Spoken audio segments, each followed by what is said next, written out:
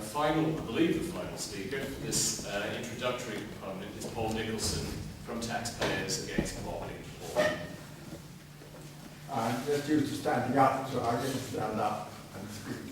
I'm going to do two things. I am going to tell a story of the wicked barons who ruled a small island, a sort of bedtime story. And then I'm going to describe what I'm going through at the moment, because I'm refusing to pay my council tax as an act of civil disobedience, and we've been through the court and there's more to come, and I'll tell you about that. But I'm convinced that we have to campaign about the cumulative impact of what's happening, which actually gets people to a situation where they can't eat. So it would be a pantomime if it weren't so desperately serious. And here is the story of the wicked barons who ruled a small island. Once upon a time, there was a little island which was ruled by a gang of wicked barons. They were known as the lousy barons, the silly barons, even the rotten barons. They lived in large castles and always had plenty to eat. They would meet round a big table in a big house behind a big gate. All the candle makers and the firewood suppliers and the grocers and the dukes and princes who owned all the land and the money lenders and the money printers liked the barons very much. They paid into the barons' fund so they could keep their big houses and eat in posh restaurants. The charity was known as Save the Barons Fund, or Save the BFs. One day, the barons were meeting around the big table in the big house behind the big gate, and the baron with the money bags said, "It's costing too much to pay incomes to people to buy food. They won't work unless we make them hungry. Any ideas?" "I got an idea," said the baron, who hadn't been very good at being top baron. "I can cut their income so they can't buy food. That will make them hungry." "Splendid idea," said the others. The very large baron, who was responsible for providing houses, said, "I can help. We will allow many rich barons from other nations to buy land and homes in our small island and allow the market to increase rents, so that our people have to pay higher and higher rents and not buy food. That will make them hungry." "Brilliant," they all said. Another said, "We can let the price of firewood and candles go up very high.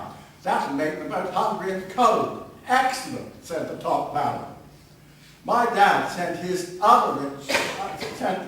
and other rich people's money overseas, so they didn't have to pay tax. We'll have to keep that going, then make the poorest people pay more taxes. That'll make them hungry." They all agreed they put together all these splendid ideas would definitely ensure that people are hungry and cold and begging for work. The meeting finished and somebody said, "Who's for dinner at the Ritz?" The end of the story. Now, my own experience. I'm refusing to pay my council tax on the grounds it's an injustice to anybody who was not paying council tax last year and to most of the people who were. And also, I think civil disobedience is fully justified when the laws are totally unjust, and that's what justifies civil disobedience and has throughout the world. And I think it's the great principle of civil disobedience, and because the laws are now just. Last year, I've been through the court on liability order hearing and made two complaints to the magistrates.